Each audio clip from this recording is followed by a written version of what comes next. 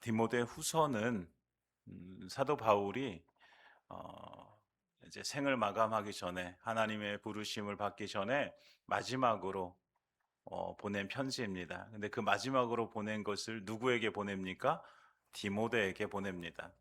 디모데는 사도 바울이 2차 전도 여행 때 만난 사람이었고, 사도 바울이 정말 애정을 가지고 주의 말씀을 함께 가르쳤고 함께 복음에 수고했던 사람입니다. 그래서 사도 바울은 오늘도 이제 그 디모데에게 이제 어떻게 이제 해야 될 것인지를 이제 이야기하는데, 1절에 보면 뭐라고 부릅니까? 디모데를 내 아들아라고 부릅니다.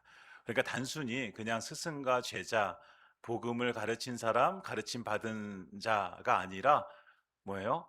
아들처럼 여겼던 사람이 바로 디모데입니다. 그러면서 디모데에게 정말 마지막으로 자기의 유언과도 같은 이 편지를 남기면서 이제 꼭 해줄 말이 무엇이었냐면, 사도 바울은 딱 한마디로 말하면 복음이었어요. 복음, 복음. 네. 바울이 복음 때문에 어, 살았던 것처럼 디모데야 너도 무엇으로 살아라? 복음으로 살아라 라는 것을 얘기해주고 싶었던 거지요. 음, 그런데 이 복음을 위한 삶을 산다라는 것이 지금 우리의 상황과는 조금 다르죠. 바울과 디모데가 살았던 상황은 조금 다릅니다. 왜냐하면 이 복음을 위해서 살아간다라는 것이 쉽지 않았다는 것이죠. 그래서 1장 8절에 보면 이렇게 사도 바울이 얘기하고 있거든요. 그러므로 너는 내가 우리 주를 증언함과 또 주를 위하여 갇힌 자 된 나를 부끄러워하지 말고 오직 하나님의 능력을 따라 복음과 함께 무엇을 받으라? 고난을 받으라 라고 이렇게 권면해 주고 있습니다. 복음과 함께 고난을 받아라. 복음을 위해서 살아가는 것은 좋은데 고난을 같이 받아야 된다라는 거예요. 그런데 이 둘이 떨어질 수 없는 관계이기 때문에 그래요. 예수님이 활동하던 시대부터 고난은 시작되어졌습니다. 그리고 이 고난이 언제까지 이게 계속되어지냐면, 이제 기독교가 이제 공인이 되어지기까지 콘스탄티누스 1세가 313년 밀라노 칙령을 내리게 되어지거든요. 그때 이제 우리 로마는 이제 이 기독교를 이제 인정하겠다라는 이 영을 내려요. 그때까지는 계속해서 핍박을 당해왔던 것이 기독교입니다. 그러니까 복음을 위해서 살아간다는 것과 고난을 받는 것과는 떨어질 수가 없는 거예요. 계속 고난이 임하게 되어지는 것이죠. 그래서 바울은 디모데가 진짜로 예수님 믿고 예수님 위해서 살기를 바랬어요. 예, 진짜로. 예. 그냥 무늬만 그리스도인이 아니라 정말 예수 위해서 그 고난도 함께 당할 줄 아는 그런 복음의 사람이 되어지기를 바울은 원했던 거죠. 그래서 디모데에게 얘기하는 거예요. 복음과 함께 고난을 받아라. 받아라. 너에게, 다시 말하면 너에게 고난이 찾아온다고 할지라도 절대로 이 복음을 버리지 말아라. 예수님을 떠나지 말아라. 네. 바울 자신이 평생 고난과 함께 살아왔던 사람이잖아요. 복음 전하는 것 때문에 어떤 삶을 살아요? 매도 맞고요, 감옥에도 가고요. 예. 자기가 얼마나 많은 것들을 누릴 수 있었던 그런 사람에도 불구하고 그 모든 누릴 수 있는 것들을 포기하고 복음으로 살게 되어지는 사람이 사도 바울입니다. 왜 그렇게 살아왔냐라고 말한다면, 사도 바울은 그 삶의 목적이 딱 한 가지였어요. 복음이었어요. 복음. 그러니까 그 복음을 위해서 살아가는 거예요. 예수님을 정말 다메섹 도상에서 만난 이후에 사도 바울을 움직이게 만들었던 것은요, 복음이었어요. 예. 다시 말하면 예수님이었다고요. 예수님. 바울은 예수님을 위해서 살아가는 거예요. 내가 무엇을 하든지, 예, 내가 살든지 죽든지 누가 존귀하게 되어져? 예수님만 존귀하게 되어진다면 나는 모든 것이 다 좋습니다. 이런 고백이에요. 내가 가난하든지 내가 부자든지, 내가 질병에 걸렸든지 질병에 걸리지 않았든지 내 몸을 통해서 예수님이 존귀하게 되어진다면 나는 그것으로 만족합니다 라고 고백하면서 살아왔던 것이죠. 다른 여러분, 우리의 고백이 이 바울의 고백과 동일했으면 좋겠습니다. 우리는 내가 잘 돼야지만, 내가 건강해야지만 내 자녀들이 좋은 직장에 가고 결혼도 잘하고 모든 것이 일이 내 마음대로 술술 잘 풀려야지만 된다라고 생각하지만, 그러나 그렇게 하지 아니하실지라도 여러분, 우리가 예수님을 위해서 살아가는 삶, 복음을 위해서 살아가는 삶, 그것이 우리의 삶이 되어지기를 소망합니다. 그래서 바울을 한마디로 얘기하면 세상의 사람들이 보기에는 참 미련한 사람이요, 미련한 사람이라고 얘기할 수 있지만, 믿음의 관점에서 보면 사도 바울은 아주 충성된 사람이었고, 그리고 인생을 승리한 사람이라고 말할 수 있습니다. 그래서 바울은 디모데에게 얘기하는 거예요. 야, 디모데야, 내 아들아, 내가 이렇게 복음을 위해서 살아서 하나님 앞에 충성했던 것처럼 너도 이 복음을 위해서 충성된 자가 되어지길 원해, 이렇게 말하고 있는 거죠. 그러면서 야, 그리고 디모데야, 이 복음의 충성함이 너로 인해 너에게까지 너만 살아가는 것이 아니라 너가 다른 사람들에게도 이 복음을 부탁해서 그 사람들도 충성된 사람들이 되어지고, 또 그 사람들이 또 다른 사람들을 또 가르쳐서 또 충성된 사람들을 만들어내고, 계속해서 이것이 이어져 갔으면 좋겠다라고 하는 것이 바로 2절의 말씀이죠. 또 내가 많은 증인 앞에서와 내게 들은 바를 충성된 사람들에게 부탁하라. 그들이 또 다른 사람들을 가르칠 수 있으리라. 그러니까 여러분, 계속해서 이 복음에 충성된 자들이 계속해서 이렇게 생겨나고 많아지고, 그들을 통해서 하나님의 나라가 확장되어져 가고 교회가 더욱 건강하게 세워지기를 바울은 원했던 거지요.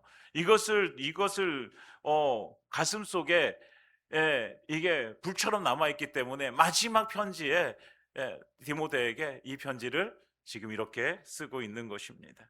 그래서 그렇다고 한다면 여러분, 이 복음을 받아들인 우리도 어떤 사람이 되어져야 돼요? 이 복음에 충성하는 사람이 되어져야 되는 것이죠. 예. 바울이 충성되어졌던 것처럼, 디모데가 충성되어졌던 것처럼, 또 디모데가 다른 사람들을 가르쳐서 충성된 사람들을 만들어내고, 그들이 또 가르쳐서 충성된 사람을 만들어내어, 그래서 우리에게까지 이 복음이 증거되어졌으니 우리도 어떤 사람? 복음에 충성하는 사람이 되어져야 되는 것이죠. 그래서 오늘 말씀은, 그러면 우리 하나님의 그 복음, 하나님께서 우리에게 주신 그 복음 앞에 충성된 사람들이 되어지기 위해서 우리가 어떤 모습으로 살아가야 되는지 오늘 우리에게 그 말씀을 해주시고 있습니다. 먼저 여러분, 이 충성된 사람이 되기 위해서 이제 두 가지를 먼저 강조하게 되어지는데, 첫 번째는 1절에 너는 그리스도 예수 안에 있는 은혜 가운데서 강하라, 이를 말씀해 주고 있습니다. 은혜 안에서 강해라. 그러니까 너는 언제나 어디 안에 있어야 된다? 은혜 안에 있어야 된다. 여러분, 하나님의 은혜 안에 우리가 있기를 축복합니다. 네, 우리는 은혜 안에 있어야 돼요. 은혜 안에. 그러니까 어디에 있든지 하나님의 은혜가 우리를 지켜주시는 거예요. 여러분, 하나님의 은혜가 우리에게 임할 때에 우리가 강하게 되어지는 것이죠. 여러분, 우리의 힘은, 여러분, 육신의 힘은 약한 사람도 있고 강한 사람도 있어요. 그렇지만 여러분, 우리가 정말 하나님의 은혜 속에 거하고 있다면 우리의 그 영혼의 힘은, 우리의 영적인 힘은 강하게 될 줄 믿습니다. 네. 내가 약해질 때 우리 주님이 우리 안에서 강함이 되실 줄 믿습니다. 그러니까 여러분, 우리가 어디 안에 있어야 되는 거예요? 은혜 안에 있어야 되는 거예요. 마귀를 이길 수 있는 힘이 우리가 은혜 안에 있을 때에 그 마귀를 이기게 될 줄 믿습니다. 우리가 이 세상의 거짓과 이 세상의 그 죄악 가운데서 우리가 다시 일어나고 회복되어지고 그 안에서 승리할 수 있는 비밀은 어디에 있습니까? 우리가 하나님의 은혜 안에 있을 때 가능한 것입니다. 사랑하는 여러분, 하나님의 은혜를 사모하시기 바랍니다. 은혜가 있는 곳을 찾아가시기 바랍니다. 은혜 받기 위해서 애쓰시기 바랍니다. 하나님 앞에 무릎 꿇으시고 하나님의 말씀을 붙드시고 하나님의 은혜를 구하시기 바랍니다. 우리가 살아가서 우리가 승리할 수 있는 곳은 하나님의 은혜 안에 있을 때입니다. 그래서 사도 바울은 얘기하는 거예요. 너는 그리스도 예수 안에 있는 은혜 가운데서 강하라. 이것이 전제 조건이에요. 은혜 안에 있어야 돼. 은혜 안에 있어야 돼. 두 번째, 아까 말씀드린 것처럼 복음을 위해서 살아가라라는 거예요. 복음을 위해서 살아가라. 이 살아가라라는 것은 내가 한 번 오늘 살았으니 내일은 이제 건너뛰고 이렇게 살아가는 것이 아니라 오늘도 복음으로 살아가고 내일도 복음으로 살아가고 모레도 복음으로 살아가고 모레 다음이 뭐죠? 그 다음 날도 복음으로 살아가고. 그러니까 계속해서 언제까지 하나님이 나를 부르시는 그날까지 무엇을 위해서 살아라? 복음을 위해서 살아가라라는 것이죠. 하나님의 은혜 속에서 강하고 복음을 위해서 내가 계속해서 살아가라. 그러기 위해서 너는 어떤 모습으로 살아가야 되느냐? 첫 번째, 예수 그리스도의 좋은 병사로 살아가야 된다라고 말씀해주고 있습니다. 첫 번째, 어떤 모습으로 살아가라? 예수 그리스도의 좋은 병사로 살아가라. 여러분, 병사가 뭐예요? 병사가 군인이잖아요. 군인. 지금으로 하면 군인. 네. 그러면서 3절을 보면 너는 그리스도 예수의 좋은 병사로 나와 함께 무엇을 받으라? 고난을 받으라. 여기서도 말씀해주고 있어요. 고난을 받아라. 고난 피해라가 아니에요. 여러분, 고난을 피해서 요리조리 잘 피해가지고 잘 살아가라 이게 아니에요. 고난 와? 그러면 너 받아 이거예요. 고난을 받아라. 그래서 첫 번째 병사로 우리가 살아가는 예수님의 좋은 병사가 좋은 군인이 되기 위해서 우리가 해야 될 거는 고난을 받는 거예요. 감당하는 거예요. 여러분, 고난을 감당하는 것입니다. 고난을 좋아하는 사람은 없습니다. 여러분, 고난 좋아하십니까? 안 좋아하십니다. 안 좋아해요. 저도 안 좋아해요. 고난 당하는 거 누가 좋아합니까? 근데 우리가 믿음으로 인해서 당하는 고난이 있다면 그것을 뭐 해라? 피하지 말고 감당하라라는 것입니다. 감당하라. 여러분, 군인이 된다는 것은 쉽지 않아요. 네. 군인으로 살아가는 삶이 쉽지 않아요. 육신의 고난이 반드시 있어요. 네. 우리 이동희 집사님 군인이시잖아요. 군인으로 살아가는 삶이 어떠세요? 쉽습니까? 반반인 것 같아요. 상사님쯤 되니까 그러신 거예요. 이등병한테 물어봅시다. 이등병한테 물어보면 어떨까요, 여러분? 죽을 맛이에요. 죽을 맛. 제가 첫 휴가를 딱 나왔습니다. 첫 휴가를 나왔는데 제가 이제 포항에서 근무를 했는데 저희 부대를 가기 위해서는 형산강이라는 포항에 다리가 있어요. 포항제철 이렇게 가는 다리가 있어요. 휴가를 나왔다 들어가는데 그 형산강 다리를 버스 타고 건너가는데 어떤 마음이 들었을까요? 그냥 여기서 뛰어내렸으면 좋겠다 이런 생각이 들더라고요. 네. 왜 그럴까요? 힘들어서 그래. 힘들어요. 네. 네. 제가 하늘의 별을 보면서 몇 번을 울었는지 모릅니다. 내가 왜 이런 곳에 와가지고 내가 이 고생을 하고 있는지. 여러분, 군인이 된다는 것은요 그렇게 넉넉하지가 않습니다. 힘이 듭니다. 고참들이 있었는데 고참들은 다 저를 괴롭히기 위해서 존재하는 사람들 같았어요. 그냥 아침부터 일어나면서부터 그냥 제가 오죽했으면 저 때까지만 해도 막 그 고참들이 막 때리고 그러는 분들이 많았었거든요. 예. 많이 맞을 때는 아침, 점심, 저녁으로 3번을 맞고 막 그랬던 적도 있는데, 네.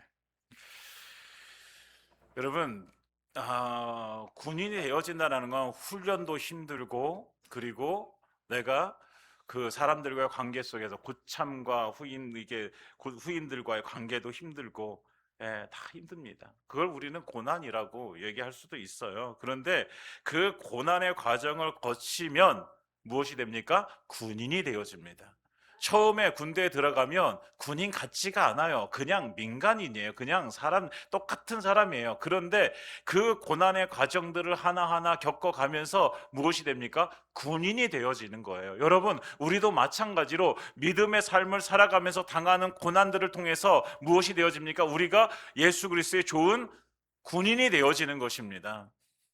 정말 하나님의 명령을 앞에 두고서 그 명령에 목숨을 걸고 나갈 수 있는 그런 군인의 모습이 그냥 만들어지는 것이 아니라 우리가 믿음으로 살아갈 때 당하는 고난들을 통해서 우리가 더욱 믿음이 성장되어지기 때문에 그 삶을 살아갈 수 있게 되어지는 것입니다. 그러니 고난이 찾아오거든 뭐해라?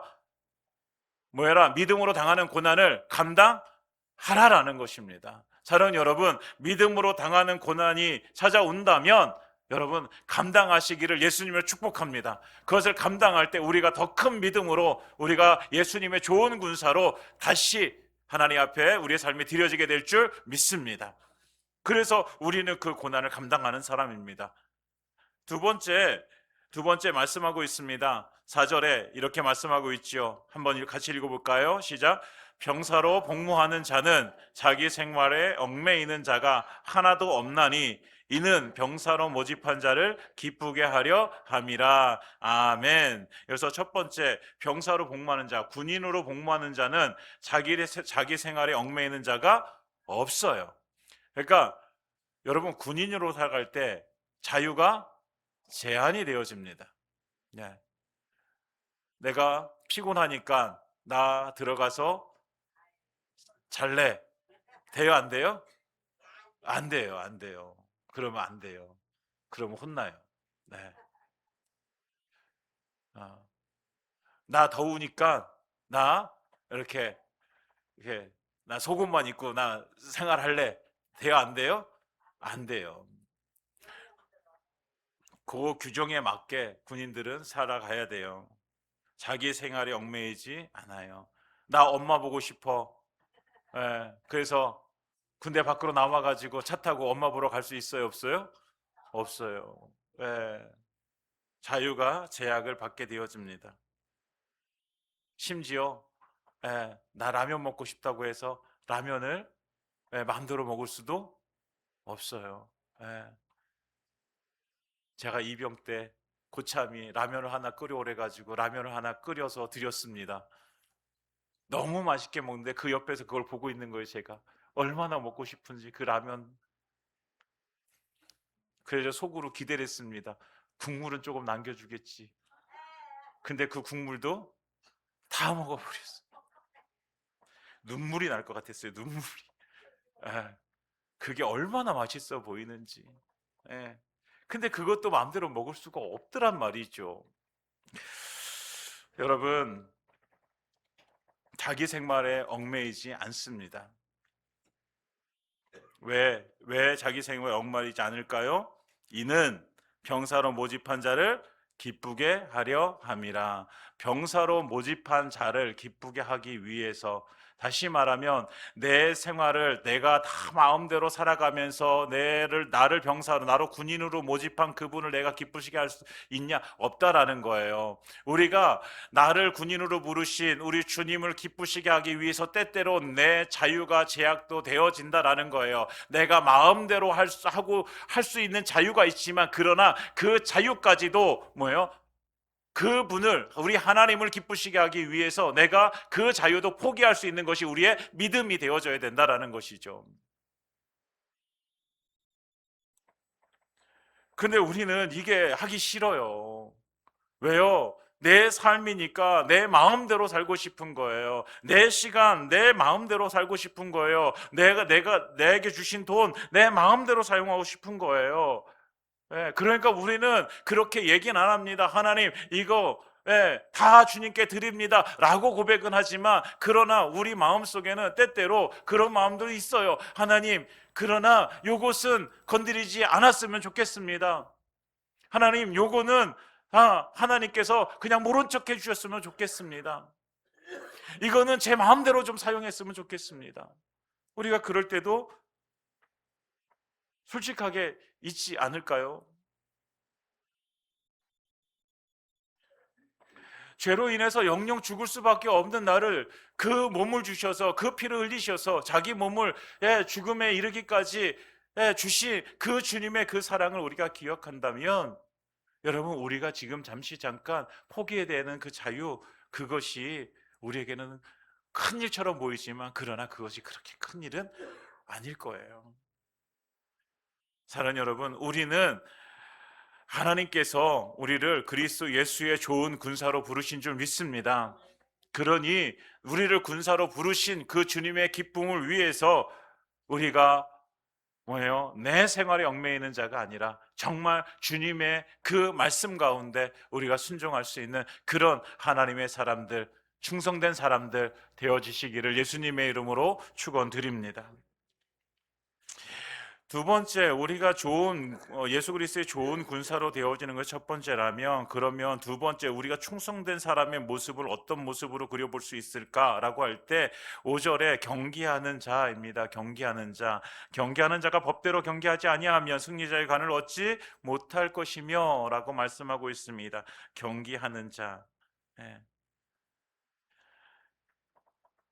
바울이 이것을 이 경기하는 자가 어떤 사람이냐면요, 고대 그리스 로마에서 4년에 한 번 올림피아드 경기가, 지금의 이제 올림픽이죠, 올림픽이 열리게 되어지는데, 그 올림피아드 경기에서 여러 사람들이 경기를 하는데 승리의 면류관을 받는 사람이 있단 말이죠. 그 사람을 보니까 물론 1등을 해서 그 상을 받게 되어지는데, 그 사람이 무엇대로 경기하는 거예요? 법대로 경기하는 거예요. 법대로. 그 규칙을 잘 지켜서 그 경기를 해서 1등 했을 때 승리자의 관을 얻는단 말이죠. 그걸 보면서 사도 바울이 이 말을 하는 거예요. 야, 경기하는 자가 법대로 경기해야지 상을 받는 거야. 법대로 경기하지 않으면 상을 받지 못하는 거야, 이거죠. 여러분, 우리가 하나님의 충성된 사람으로 우리가 살아가야 되는데, 우리는 경계하는 자처럼 살아가야 되는 거예요. 경계하는 자처럼. 경계하는 자가 법대로 경계했을 때 승리자의 관을 얻는 것처럼, 우리도 마찬가지로 법대로 우리가 살아가야지만 상을 받을 수 있다라는 것입니다. 그 법이 무엇일까요? 우리가 살아가야 될 그 법이 무엇일까요? 법이라고 하는 것은 우리의 삶의 규칙, 우리 삶의 기준이라고 얘기하는데, 정말 예수님을 믿는 우리가 살아가야 될 그 법은 무엇일까요? 여러분, 우리가 무엇을 따라서 살아가야 됩니까? 하나님의 말씀입니다. 하나님의 말씀. 여러분, 하나님의 말씀이 우리의 법이 되어져야 돼요. 여러분요, 저는 법을 잘 알지는 못하지만, 여러분, 법을 어기면 무엇이 되는 거예요? 범법자가 되는 거잖아요. 범법자가 되어지면 어떻게 되어져요? 처벌을 받게 되어지잖아요. 그러면 심하면 감옥에도 갈 수 있잖아요. 그렇죠?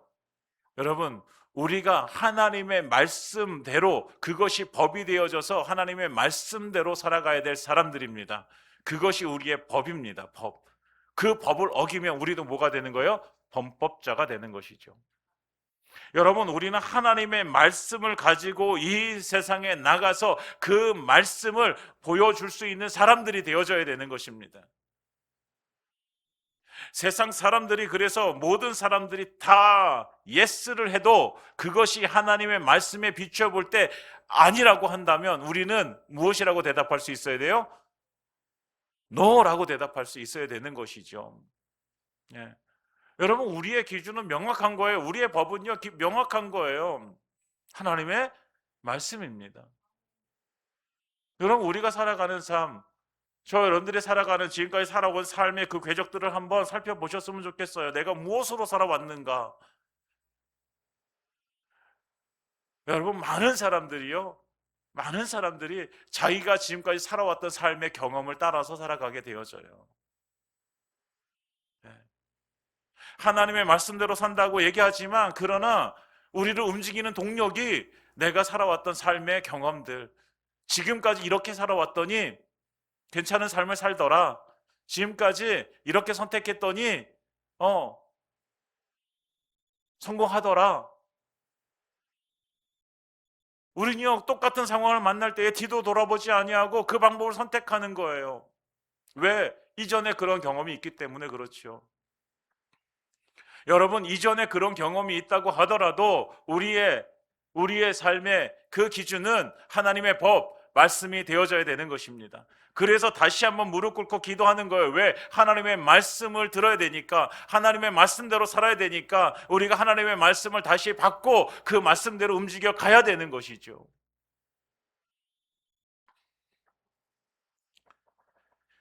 사랑하는 여러분, 그것이 승리의 간을 얻는 비밀입니다.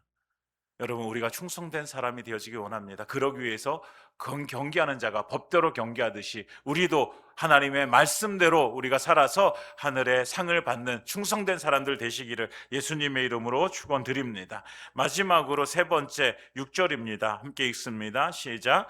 수고하는 농부가 곡식을 먼저 받는 것이 마땅하니라. 아멘. 수고하는 농부, 여러분, 우리가 충성된 사람들, 수고하는 농부입니다. 수고하는 농부. 여러분, 농부는 네, 게으르면 안 돼요. 게으르면 작물이 잘 자라지 못합니다. 옛말에 그런 말이 있잖아요. 예, 작물은 그 농부의 발걸음 소리를 듣고 자란다라는 말이 있잖아요. 얼마나 그 농부가 얼마나 관심을 가지고 왔다 갔다 하면서 풀도 뽑아주고 거름도 주고 물도 주고 해야지만 잘 자라게 되어져 있어요. 네. 저도 이 조그만 텃밭을 제가 얼마 전에 감자를 캤습니다. 감자. 그거 조금 심었는데 거기서 거의 한 박스 정도가 이렇게 나왔어요. 네. 어, 별로 안 하는 것 같지만 저도 아침에 가서 한번 보고 물도 주고 뭐 이런 걸 해요. 예. 제가 전문적인 농사를 짓는 사람은 아니지만 그걸 해요. 그런 수고로움 때문에 결국 열매를 거두게 되어지는 것이잖아요. 여러분, 우리가 주의 말씀을 가지고 우리가 하나님의 뜻을 이루기를 우리가 원해서 우리가 삶을 살아가게 되어집니다. 그런데 무엇입니까? 그 안에는 뭐가 있어야 되는 거예요? 수고함이 있어야 되는 거죠. 수고함이 있어야 돼요. 나 예수 믿어. 나 예수 믿는데 나는 편하게 예수 믿을 거야. 나는 주일날 교회 가서 예배 드리고 그리고 와서 또 일주일 그냥 살다가 주일날 와서 또 예배 드리고 그냥 살다가 난 이렇게 살아가는 것이 내가 믿는 믿음의 방식이야. 물론 그렇게 믿음의 삶을 살아도 얼마든지 또 잘 믿음으로 살아가시는 분도 계시겠지요. 그렇지만 기본적으로 우리가 믿음의 삶을 살아가는 것, 충성된 사람으로 주님 앞에 우리의 삶이 드려진다라는 것은 결국은 그 안에 무엇이 있는 거예요? 수고라는 것이 있어야 된다라는 거예요. 수고. 누굴 향한 수고? 우리 주님을 향한 수고, 교회를 향한 수고, 내 옆에 있는 지체를 향한 수고. 그 수고가 있어야 된다라는 것이죠. 그 수고가 있을 때에 우리가 무엇을 얻게 되어지는 거예요? 열매를 얻게 되어지는 것입니다. 여러분, 우리가 충성스러운 하나님의 사람들이 되어지길 소망합니다. 그러기 위해서 우리가 감당해야 될 수고가 있다면 여러분, 그 수고를 함께 감당하기를 원합니다. 그래서 그 수고로움을 통해서 나의 삶 가운데 믿음의 열매가 맺혀지고 우리 가정 가운데, 우리 교회 가운데 그 믿음의 열매들이 주렁주렁 맺혀지는 그 은혜를 누리는 저와 여러분들의 삶이 되어지기를 예수님의 이름으로 축원드립니다. 제 말씀을 마치겠습니다. 바울은 복음 때문에 살았습니다. 바울은 디모데도 그 복음 때문에 살길 원합니다. 그리고 그 디모데를 통해서 가르치는 받는 모든 사람들이 복음 때문에 살기를 원합니다. 그래서 바울은 얘기합니다. 복음과 함께 고난을 받아라. 네가 은혜 속에서 강해져야지만 그 복음 때문에 네가 고난도 받을 수 있어. 그리고 그 복음 때문에 고난을 받는 그 삶을 살아가는 것, 그것이 네가 충성하는 삶이야. 너희가 충성하는 삶을 살아가는데 내가 세 가지 예를 보여줄게 라고 하면서 세 가지 모습을 보여줍니다. 너는 첫 번째 그리스도 예수의 좋은 병사의 삶을 살아가라. 자기 생활에 얽매이지 말고 너를 병사로 부르신 그 주님을 기쁘시게 하는 삶을 살아가라. 두 번째, 경계하는 자로 살아가라. 경계하는 자는 법대로 살아가는 것이다. 하나님의 말씀대로 내가 살아가야지만 된다. 그래야지 너에게 승리자의 관이 주어질 거야. 세 번째, 수고하는 농부의 삶을 살아가라. 그래야 열매를 맺는 거야. 너가 정말로 하나님의 백성으로 충성스럽게 살아가길 원한다면 네가 감당해야 될 수고가 있어. 그 수고를 미루지 말고 그 수고를 감당해. 그러면 너를 통해서 너의 삶 가운데도, 가정 가운데도, 교회 가운데도 많은 열매가 맺어질 거야. 예, 이 말씀을 해주고 있습니다. 사랑하는 여러분, 우리가 이 말씀을 우리 마음에 받고 우리도 충성된 사람으로 주님 앞에 우리의 삶이 드려지기를 예수님의 이름으로 축원드립니다.